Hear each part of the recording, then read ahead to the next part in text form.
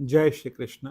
गीता का तीसरा अध्याय और 13वां श्लोक, जहाँ कर्म योग की बात हो रही है और उस कर्म योग के साथ भगवान हमें जीवन की एक बहुत गहरी बात बता रहे हैं।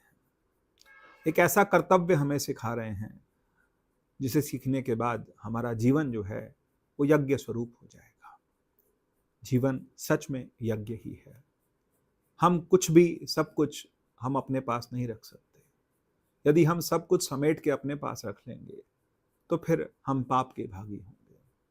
हम कुछ रखेंगे, कुछ दूसरों को देंगे और कुछ समाज को देंगे, कुछ परिवार को देंगे, कुछ परिवार के सदस्यों को देंगे, कुछ ब्राह्मणों को देंगे, कुछ शूद्रों को देंगे, कुछ क्षत्रिय को देंगे और कुछ वैश्यों को देंगे। हम सबको विभाजित करके सब कुछ देंगे।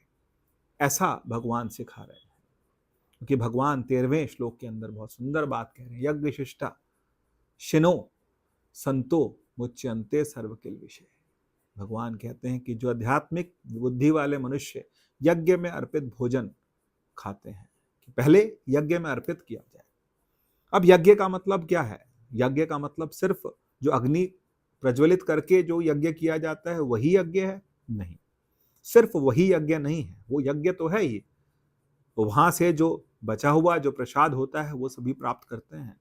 लेकिन इस जीवन यज्ञ के अंदर भी जब मैंने सबके लिए सब कुछ किया, जब मैंने अपने कर्तव्यों का यज्ञ किया, बच्चों के लिए, पत्नी के लिए, परिवार के लिए, माता पिता के लिए, घर पर आने वाले अतिथि के लिए, घर पे आने वाले याचक के लिए, हमारे समाज के लिए, जब ये यज्ञ कर लिया, जब सब कुछ अर्पित किया, उसके बाद जो भोजन प्राप्त किया, वो भोजन जो है वो भगवान का प्रसाद है।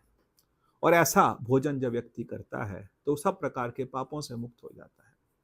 अन्य लोग, भगवान कहते हैं, जो सिर्फ अपने लिए ही भोजन पकाते हैं वो सिर्फ पाप ही खाते हैं, क्योंकि जो अपने लिए ही जानते हैं ये सनातन धर्म ही है, जो कि पैरों के नीचे आने वाली चींटियों के बारे में भी सोचता है, पानी में रहने वाली मछलियों के बारे में भी सोचता है। ये सनातन धर्म है जो कि आकाश में उड़ने वाले पंछियों के बारे में सोचता है। ये सनातन धर्म है जो कि हर तरह के जीव जंतु के बारे में सोचता है, याचक के बारे में सोचता है, ब्राह्मण के बारे में सोचता है, क्षत्रिय और शूद्र के बारे में सोचता है।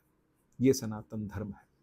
तो हमारे यहाँ भगवान का इसे हम आदेश माने।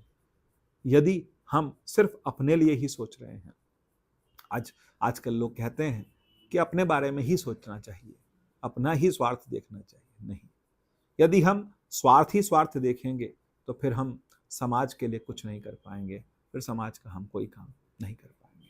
जय श्री कृष्ण।